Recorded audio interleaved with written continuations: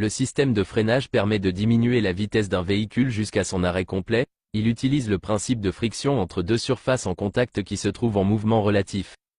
L'efficacité d'un freinage dépend du poids du véhicule, de la vitesse, de la force exercée et des matériaux de friction, disques et plaquettes, utilisés sur les surfaces de freinage. La puissance de freinage est environ 7,5 fois plus importante que celle du moteur. Avec une force de 14 kg exercée sur la pédale de frein, la force de freinage appliquée sur une roue avant peut dépasser les 2 tonnes et 1,4 tonnes sur une roue arrière.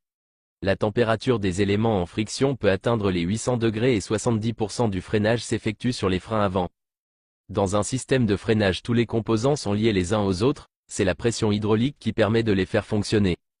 La commande de freinage s'effectue à partir du maître-cylindre, pièce maîtresse du système sur laquelle est raccordé le réservoir de liquide de frein. C'est en quelque sorte le même principe qu'une seringue à laquelle seraient raccordés 4 tuyaux, un pour chaque roue.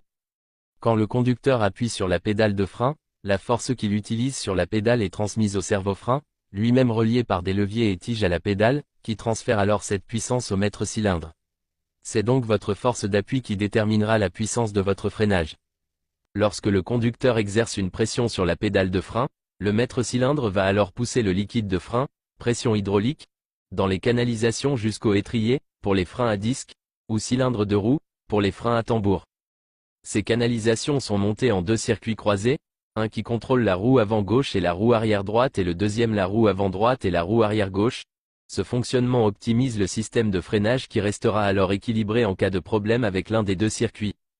La pression hydraulique exercée par le maître-cylindre va ainsi permettre aux pièces de friction d'entrer en contact, les plaquettes de frein avec les disques ou les segments avec les tambours, afin de ralentir la rotation des disques ou tambours qui sont solidaires des roues pour freiner ou arrêter le véhicule.